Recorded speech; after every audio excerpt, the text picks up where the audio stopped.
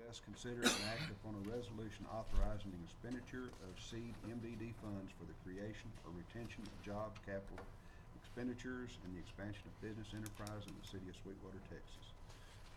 Does the council have any questions? Mr. King. Thank you, Mr. Mayor. We're here today to talk to you about a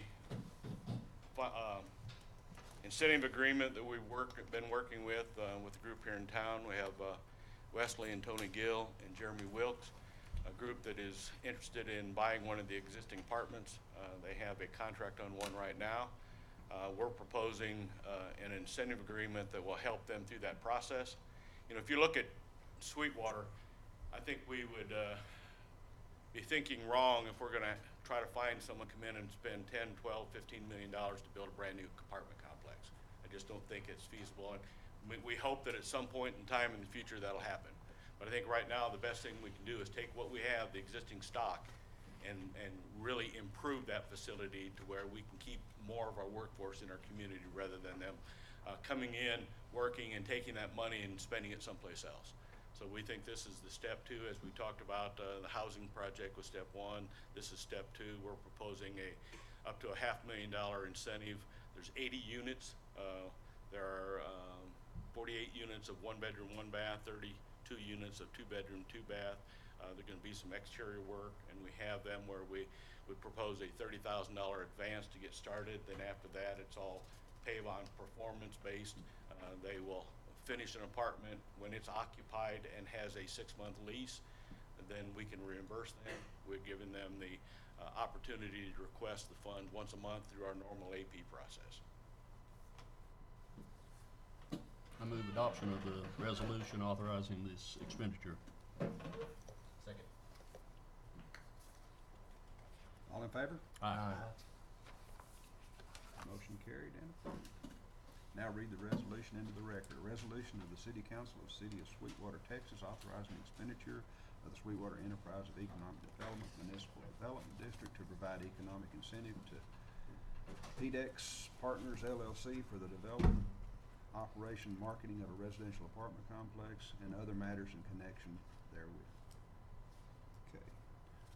We'll now move to item 9C, which is to approve the fiscal year ending 2020 budget for the Sweetwater Enterprise for Economic Development Municipal Development District as approved by the SEED MDD Board of Directors at their August 12, 2019 meeting. Hello again. Hadn't seen you in a while. Today I'm bringing to you the proposed budget for the 2019-2020 budget for SEED.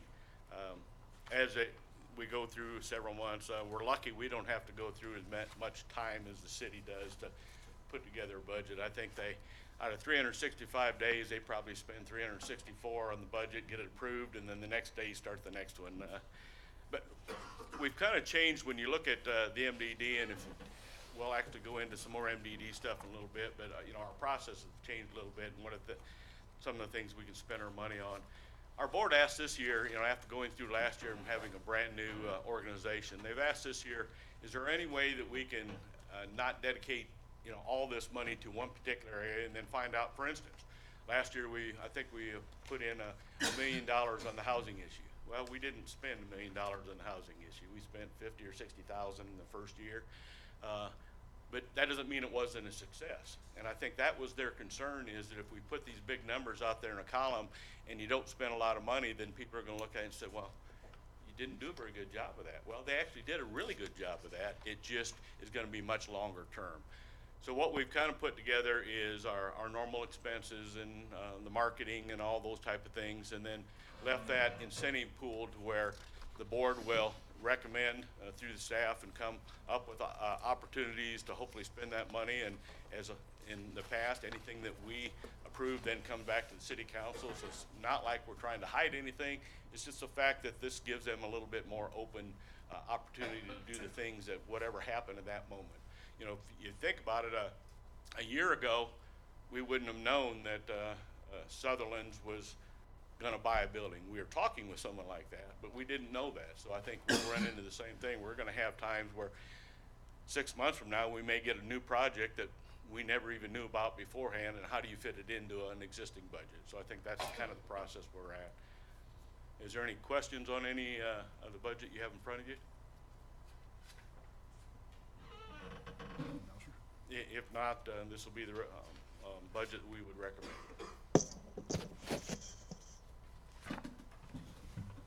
Get a motion? So moved. Second.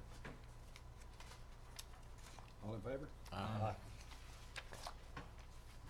Motion approved and carries.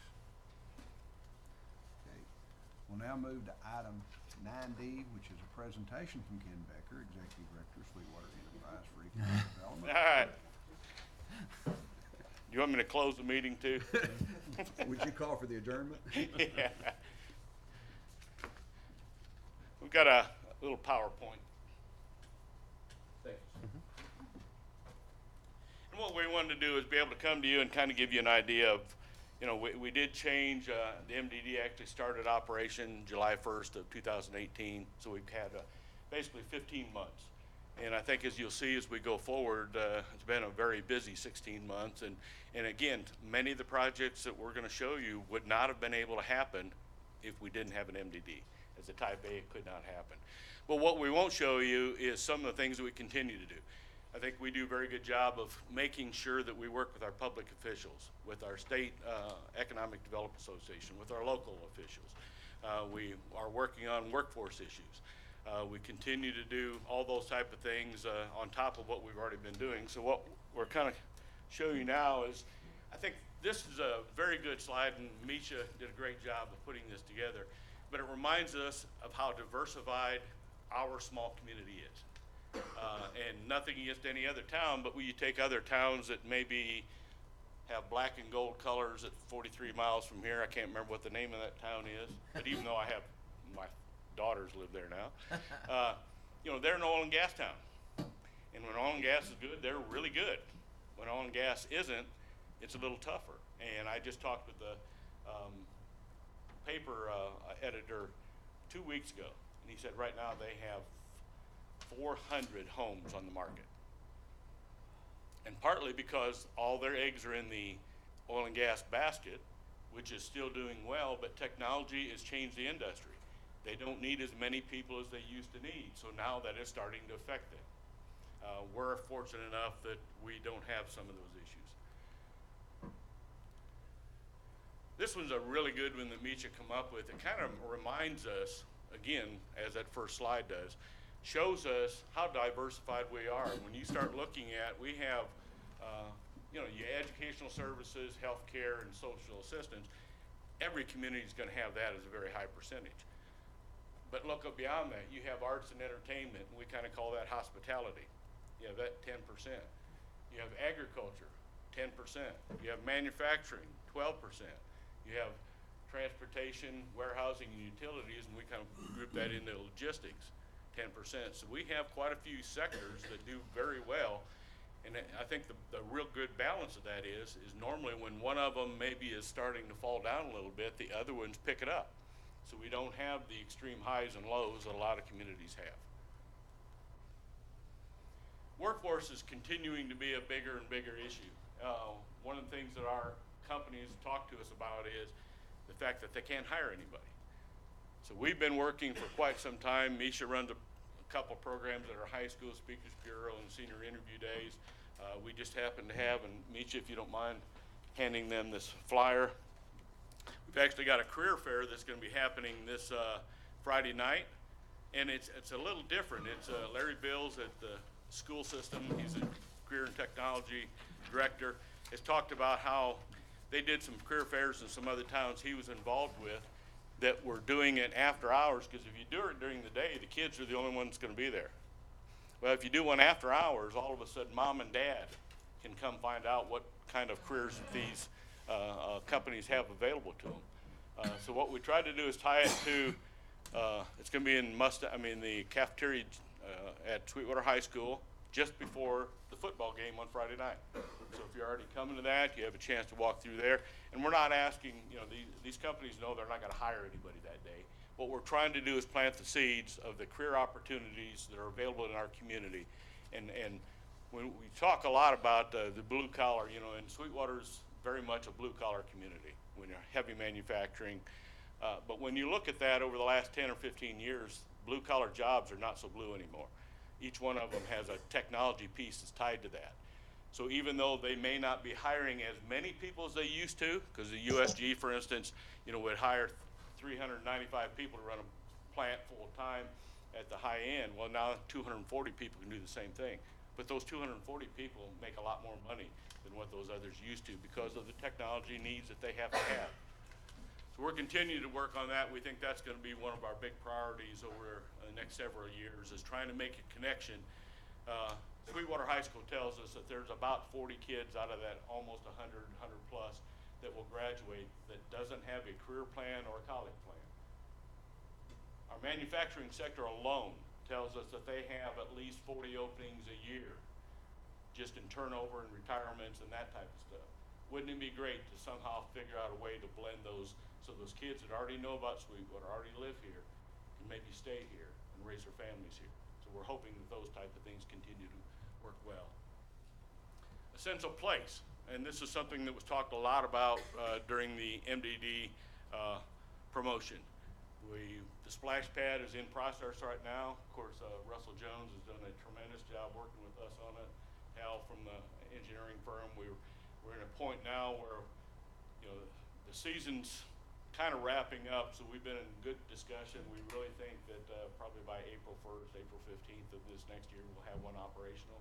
It's pretty exciting because that'll be one of those things where so many times people say, yeah, all you guys do is talk about things. Well, we're hoping that we're showing them that, you know, through the apartments, through the housing that we're doing, through bringing in other companies, we're doing more than talk. We're actually taking action and trying to make these happen.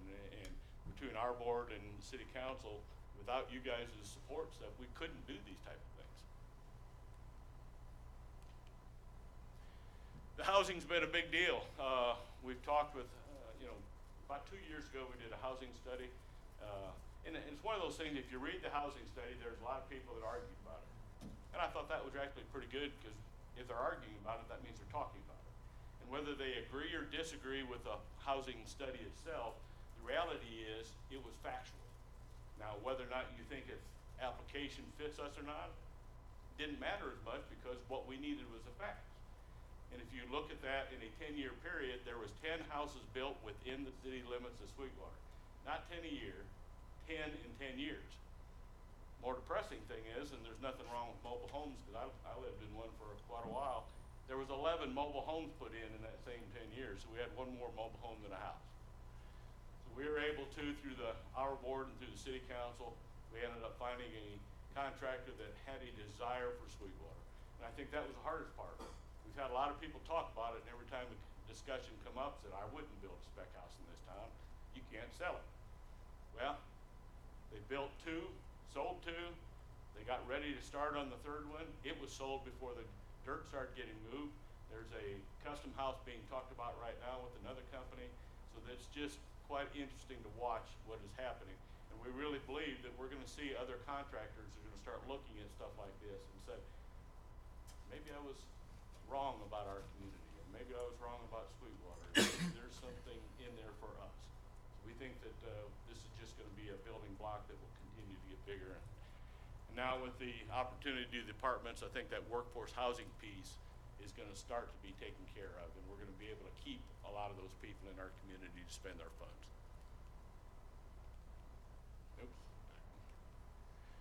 Sutherland's, again, that was a program that we'd kind of talked with for a while. Couldn't do as a Type A. When we became a Type B, they had some great interest. If you've driven by there, I think Jared gave us an update at our last board meeting. I think now they're actually targeting January of 2020 as an open. There's about 70% of the building that they're going to utilize. There's been a lot of local contractors working out there doing a lot of the stuff. There's actually somebody looking at the other 30% right now. Plus, they're actually going to have a pad site out front that we'll be marketing to try to bring in a potential another restaurant. They're only going to do one pad site, so it's not going to be like we're going to have 3 or 4 stuck out there. But they're looking at that. So I think this is just another thing that our community's asked for, and I think we're able to do that because of our board and the city council putting this stuff together. Icy Breeze is a quite interesting one. If you'll notice that upper left-hand picture, that's actually the US Open. That actually happens to be the guy that won the US Open for the men's side. And if you see that little hose, that's attached to an Icy Breeze. Icy Breeze is that bottom left-hand corner. They're actually being manufactured here in Sweetwater. Over 50% of the components are actually manufactured at Ludlam measurement, so they have a big logistic problem in getting from one place to another. They hop on their forklift and go a block and a half around the corner, pick up the skid, and bring it right back to their manufacturing site. I just talked to John Brinkman. The interesting thing about this process, when he did it with the US Open, he didn't have to sponsor that. He was being paid as an equipment supplier to have his product there. So every one of those tennis courts at the US Open, and I don't know if there's 20, 25 courts, had 2 Icy Breeze on every sideline, one for every one of the tennis players. And Rafael Nadal used his a lot. And John McEnroe actually, in one of the recordings, mentioned those portable air conditioners, and I talked to John Brinkman, the owner of the company. He said, yeah, I'm gonna have to talk with John and make sure he uses our name Icy Breeze next time, instead of just talking about this air conditioner.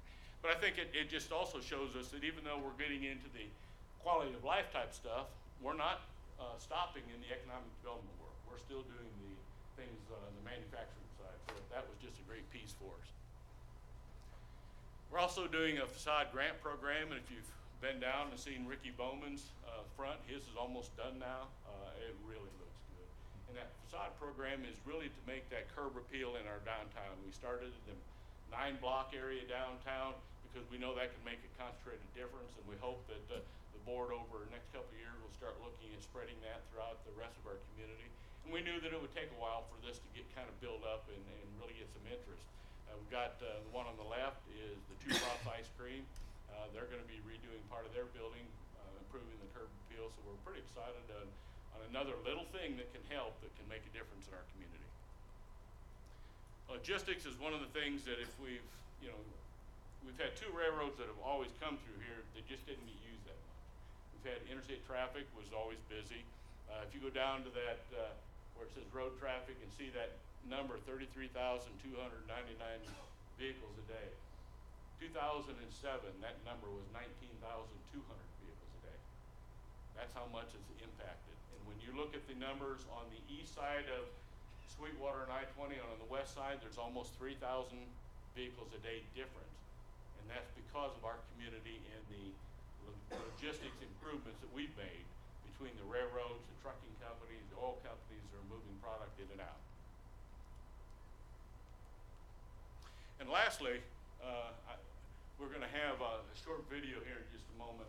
And I think when you watch this, think through the fact that our board and you as a city commission decided to help someone not just get a little bit ahead, but actually put in some infrastructure that has allowed what we're going to see happen. And without the foresight of our community and our community leaders, this would not have happened. A lot of people like to do expansions, but they expand just for one thing because they expand to what they see in front of them. Jeff Haney is someone that sees way beyond that. And we had a board of directors and we had a city council that agreed with that vision, and because of that, we'll play the video now. Capinson was started in 1952 as a whole cottonseed brokerage firm in San Marcos, Texas. Our transportation needs have changed dramatically over the last 30 years. As a regional company, most all of our products were shipped by truck. As we've grown in product diversity in the various regions, rail utilization has become vital to make us more efficient and really stay competitive in the marketplace. Over the last several years, we recognized the need to transfer a large portion of our manifest rail business into unit train shipments, which was one of the biggest drivers for us to expand the Sweetwater facility. As we continued down that road with the BNSF and explored new market opportunities, it became very evident to us that the demand for additional trackage to handle transloading services was in place at Sweetwater, so we continued that development with the BNSF to execute and build the facility to the size and scope it is today. The benefits of working with the BNSF at a logistics center mainly come twofold, and that is the capital investment and timing.